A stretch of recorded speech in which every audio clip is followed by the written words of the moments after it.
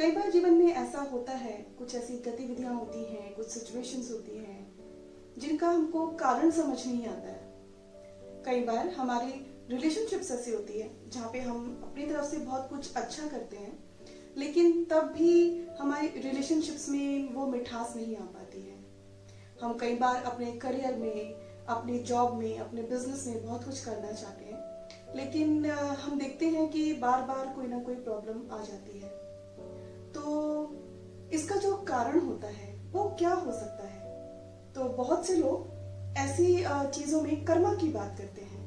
कर्मा, जिसको कि हम हिंदी में कर्म कहते हैं, कर्म बंधन बोलते हैं। देखा ये जाता है कि जब भी हमारी लाइफ में कुछ बुरा होता है तो हम उस चीज को बहुत ही जल्दी से ही कर्म के ऊपर डाल देते हैं। मतलब अगर हमारी लाइफ में कुछ बुरा हो रहा है तो हम ये सोचते हैं ऐसे क्या बुरे कर्म किए होंगे हमने कि हमको लाइफ में ये सिचुएशन झेलनी पड़ रही है। लेकिन अगर हम इन कर्म बंधन की साइकिल से, चक्रों से बाहर निकलना चाहते हैं तो हम कठपुतली ना बनके हमको ये समझना पड़ेगा कि जो ये कर्म बंधन है, जिसको हम कर्म बोलते हैं, वो आखिर है क्या? जो कर्म है, क्या वो हमारी डेस्टिनी है? क्या वो हमारी किस्मत है? क्या जिन साइकिल्स को, जिन चक्रों में हम फंसे हैं, क्या कभी उन साइकिल्स को, उन चक्रों को क्या हम कभी खत्म कर सकते हैं? तो जब मैं चक्र की बात करती हूँ तो जो समय का चक्र है, जो कर्म का चक्र है, वो चलता ही रहता है। जब तक हमको ये समझ नहीं आएगी कि हम अपने कर्मों के इस चक्र से, इस साइकिल से बाहर कैसे निकलें, तब तक हम कहीं ना कहीं ये देखेंगे कि हम अपने आप को एक कठपुतली की तरह समझेंगे। तो हमारे लिए अब ये समझना जरूरी है कि कर्म क्या होता है। तो बहुत सिंपल टर्म से वो बात करें अगर, तो कर्म को हम बोलते हैं एक्शन। तो कुछ एक्शंस आपने ऐसे किए होंगे जो आपने आउट ऑफ अटैचमेंट किए होंगे। तो जब भी हम कोई एक्शन करते हैं तो हमारा कुछ ना कुछ उससे अटैचमेंट होता है। हमारे डिजायर्स हैं, हम अपने डिजायर्स को, सपनों को, ड्रीम्स को पूरा करना चाहते हैं। हम उनको क्यों पूरा करना चाहते हैं? क्योंकि हम उनसे कनेक्टेड हैं, हम उनसे अटैच्ड हैं। ऐसे ही हमारे जीवन में बहुत सारे लोग होते हैं जिनसे हमको मोह है, प्रेम है, स्नेह है, तो हम उन लोग से भी अटैच्ड हैं। लेकिन कई बार हम ये सोचते हैं कि जिन लोगों से हम प्रेम करते हैं हम सिर्फ उनसे ही अटैच्ड हैं, या जो हमारे डिजायर्स हैं, ड्रीम्स हैं, बस हम उन्हीं से कनेक्टेड हैं। लेकिन कर्मों को सच में समझने के लिए हमको समझना पड़ेगा ऊर्जा का पूरा खेल, जो हमारी भावनाएं हैं, हमारे जो विचार हैं, उनका खेल वो चलता कैसे है। तो कर्म क्यों बनता है? जब भी हम अपने आप को किसी भी चीज से, व्यक्ति से, भावना से अटैच कर लेते हैं। अगर हम ये देखें कि खाली प्रेम के अलावा हम कैसे अटैच हो सकते हैं, तो जब भी आप किसी से द्वेष करते हैं, आप किसी से नफरत करते हैं, आप किसी से बदला लेना चाहते हैं, आप किसी को धोखा देते हैं, आप किसी की बुराई करते हैं, आप किसी से द्वेष रखते हैं, आप किसी के प्रति कोई बुरा कर्म करते हैं, या कोई आपके प्रति बुरा कर्म करता है, तब भी हमारा एक कनेक्शन उस ऊर्जा से स्थापित हो जाता है। तो आप ऐसा सोचिए कि जैसे आपने पूर्व जन्म में कुछ कर्म किए जहाँ पे आपको किसी से कुछ द्वेष हुआ, या किसी ने कुछ आपकी चोरी की तो आपको उसके ऊपर गुस्सा आया। आपने अपने उस जन्म में उस कर्म को खत्म करने के लिए कुछ नहीं किया। मतलब कि अगर आपको किसी ने धोखा दिया या आपने किसी को धोखा दिया, तो जो उससे जो भावना उत्पन्न हुई, आपने उस भावना को खत्म करने के लिए कुछ नहीं किया। और जो वो भावना है, जो वो गुस्से की भावना है या जो बदला लेने की भावना है, वो हमको उस आत्मा से कनेक्टेड रखती है। फिर क्या होता है, हम जब अगला जन्म ले लेते हैं तो हर आत्मा अपना शरीर चेंज करती है, चेहरा चेंज करती है, अपना रोल चेंज करती है। तो हम उसको पहचान तो नहीं पाते हैं कि ये आत्मा मेरे साथ ऐसा बुरा क्यों कर रही है, या ये व्यक्ति मेरे साथ ऐसा बुरा क्यों कर रहा है। लेकिन जो हमारा कनेक्शन है उनसे, जो हमने नफरत का, बदले का, गुस्से का, जो भी हमारा कनेक्शन रहा होगा, एक्चुअल में वो कनेक्शन जो होता है वो हमको ऐसे लोगों के संपर्क में लाता है जिनसे हम पहले से ही किसी तरह के ऊर्जा के संबंध में बंधे हुए थे। मैं आपको एक छोटे से एग्जाम्पल से समझाती हूँ। ऐसा सोचिए कि आपने किसी को कुछ पैसे उधार दिए और वो व्यक्ति आपको वादा करता है कि वो आपको अगले 6 महीने में पैसे चुका देगा। लेकिन ऐसा हो सकता है, ऐसा हम सपोज करते हैं कि उस आदमी का कुछ एक्सीडेंट हुआ और उसकी याददाश्त चली गई। तो अब उसकी याददाश्त चली गई, इसका मतलब ये तो नहीं है ना कि वो आपके पैसे वापस नहीं करेगा। आपको तो अपने पैसे वापस चाहिए। तो आप उस व्यक्ति के पास जाएंगे, आप अपने पैसे मांगेंगे। अब वो व्यक्ति क्या कहेगा? मैं तो आपको पहचानता ही नहीं, तुम हो कौन? मैंने तुम्हारे कोई पैसे ही नहीं लिए हैं। तो जब भी हम दूसरे शरीर में आते हैं, एक जन्म से दूसरे जन्म में, हम अपना हिसाब किताब भूल जाते हैं, ऐसे ही जैसे वो व्यक्ति भूल गया। लेकिन क्या आप उस व्यक्ति को छोड़ देंगे? आप कुछ ना कुछ करके अपने पैसे लेने की कोशिश जरूर करेंगे। अगर आपका पैसा नहीं मिलता है तो आप उस पर दुख मनाएंगे। कुछ ना कुछ तो आप ऐसा करेंगे जिससे आपका उस व्यक्ति से कोई ना कोई ऊर्जा के रूप में संबंध स्थापित रहेगा। चाहे आप उससे द्वेष रखें, आप उस पर गुस्सा करें या आप दुख मनाएं कि आपका पैसा चला गया। तो क्या किया आपने एक संबंध स्थापित रखा इस व्यक्ति से, किसी भावना के तौर पे, किसी एक्सपेक्टेशन के तौर पे। तो जब तक हम वो एक्सपेक्टेशन खत्म नहीं करते, तब तक आपका उस व्यक्ति से एक संबंध है, एक कनेक्शन है। तो आप सपोज कीजिए, मान लो अगले जन्म में आप फिर से मिलोगे, तो आपको ये तो याद नहीं रहेगा कि उसने आपके पैसे वापस नहीं किए थे। आपको सिर्फ उस व्यक्ति के प्रति गुस्सा आएगा। उस व्यक्ति को देख के आपको बहुत सैडनेस होगी। आपको ऐसा लगेगा कि ये तो बहुत बड़ा चीटर है।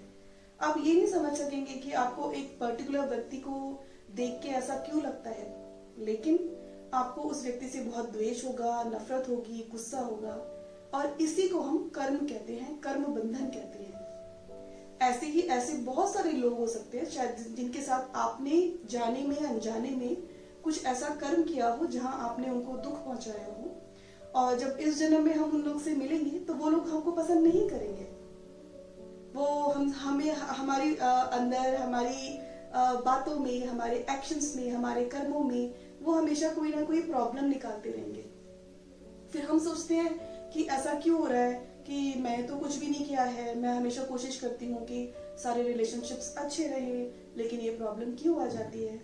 क्योंकि जो आपने एक ऊर्जा के रूप में एक आत्मा से संबंध बना के रखा है, हम वही साइकिल्स, वही चक्रों के बीच में फंसे रहते हैं।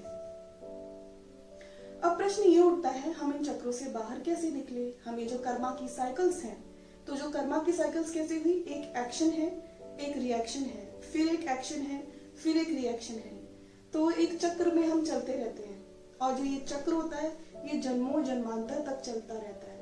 कभी हमें किसी ने परेशान किया, फिर अगले जन्म में हमने उसको परेशान किया, फिर उसके अगले जन्म में वो हमको परेशान करता है। तो ऐसे ही एक्शन और रिएक्शन की साइकिल चलती रहती है, जिसको हम एक कार्मिक साइकिल बोलते हैं। हम इन कार्मिक साइकिल से बाहर क्यों नहीं निकल सकते?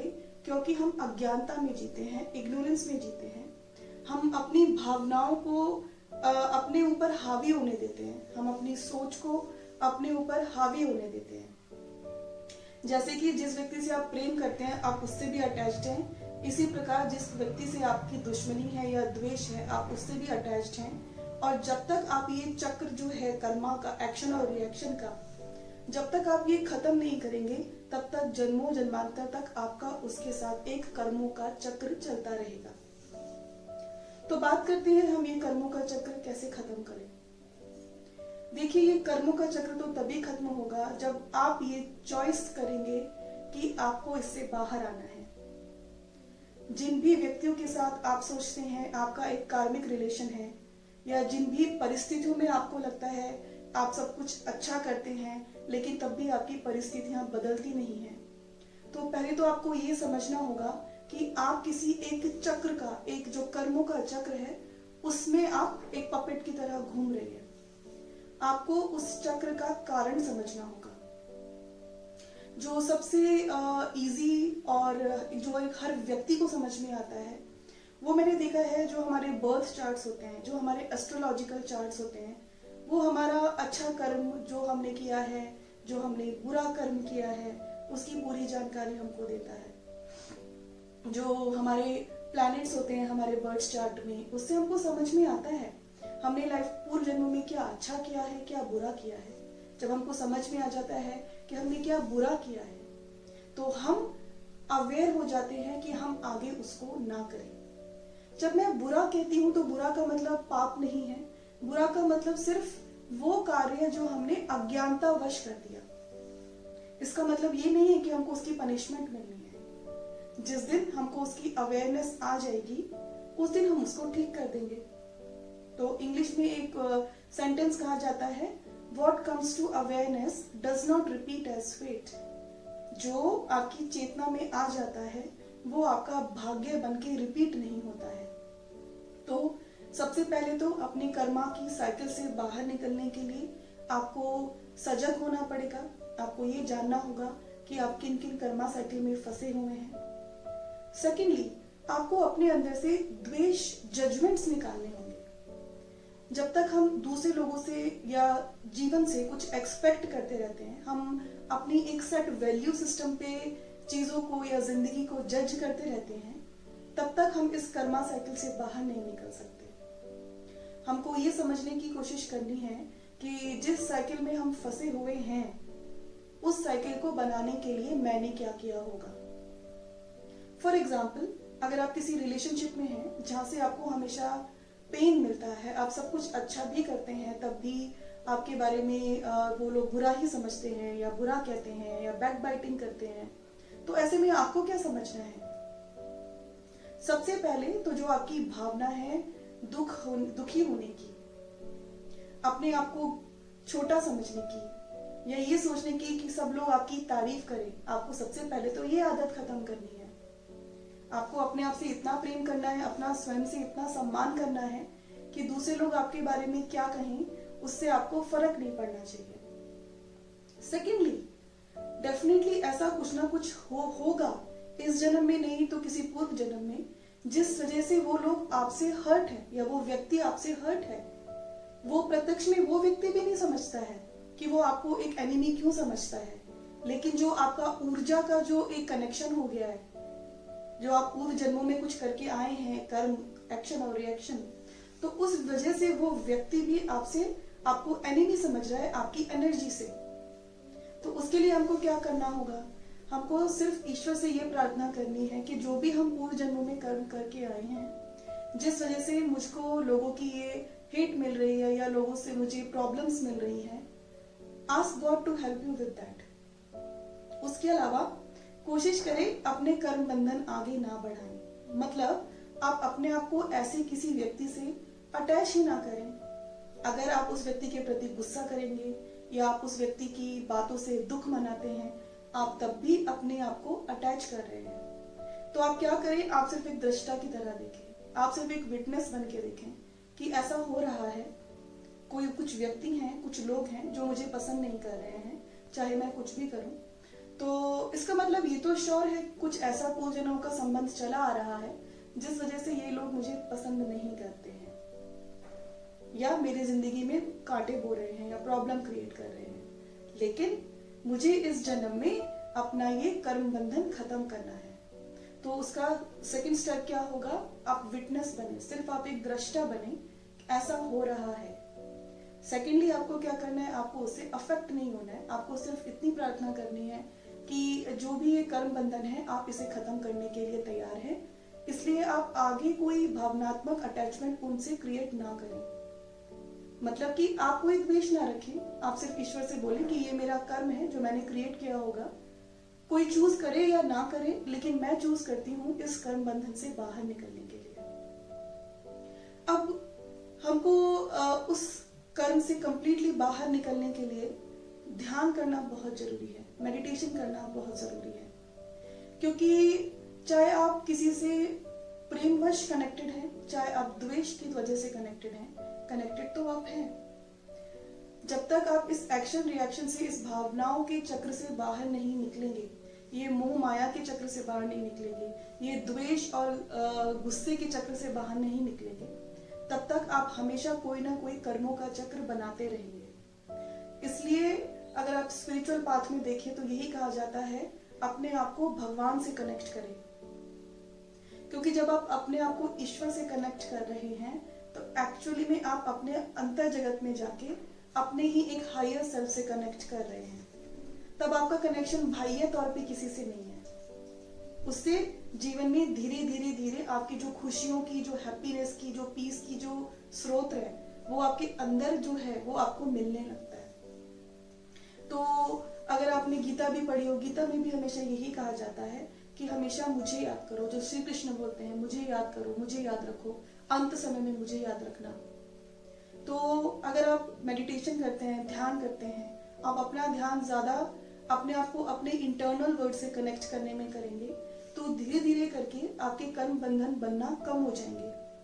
आप दूसरों को जज करना छोड़ दें। आप ये ना सोचे कि कोई व्यक्ति ऐसा क्यों कर रहा है, क्योंकि जब आपको कर्मा की साइकिल समझ में आ गई तो ये तो समझ में आ गया, कोई भी जो परिस्थिति हो रही है या कोई भी व्यक्ति कुछ कर रहा है तो वो इसलिए कर रहा है क्योंकि पूर्व जन्मों में मैं भी वो साइकिल क्रिएट करके आई हूँ। इस जन्म में मैं चूज करती हूँ कि मुझे वो साइकिल खत्म करनी है, तो मैं इसलिए एक दृष्टा की तरह उनको देखूं, मैं ध्यान करूं, मैं अपने अंतर जगत में जाऊं, मैं अपना कनेक्शन गॉड से करूं। जब हम अपना फोकस चेंज करके गॉड को, अपने इंटरनल वर्ड को क्लेंस करने में लगा देते हैं, गॉड को प्राप्त करने में, ईश्वर को प्राप्त करने में लगा देते हैं, तो धीरे धीरे धीरे करके जो हमारे ऐसे कनेक्शंस हैं जहां से हमें पेन मिल रहा है, वो कनेक्शंस लूज हो जाएंगे, क्योंकि आप अपनी तरफ से वो साइकिल्स खत्म करने की एक चेष्टा कर रहे हैं। दूसरा मैं आपको यहाँ पे ये भी बताना चाहती थी कि अगर गीता आपने पढ़ी है या आपने कभी भी सुना होगा, तो उसमें श्री कृष्ण ने बोला है कि जीवन के अंत समय में अगर तुम मुझे याद करोगे तो तुम मुझे प्राप्त करोगे। ऐसा क्यों कहा जाता है? क्योंकि जब भी कोई आत्मा शरीर छोड़ती है तो उसको उसके जीवन का पूरा वृत्तांत दिखाया जाता है। जो उसने अच्छा किया है, बुरा किया है, वो उसके सामने प्रत्यक्ष होता है, और उस वक्त वहां पे अपना कॉन्शियस माइंड नहीं चलता है कि आप उसमें लॉजिक लगाएं। अगर आपने सच में कुछ बुरा किया होगा तो हो सकता है अपना भौतिक जीवन जीते वक्त आपको वो गलत ना लगा हो, लेकिन जब हम शरीर छोड़ रहे हैं, हम आत्मा के रूप में जब हम अपने जीवन की स्टोरी देखते हैं, तो हम वहां पे बिना फिल्टर्स की दिखाई जाती है। मतलब कि जो गलत है वो गलत है, जो सही है वो सही है।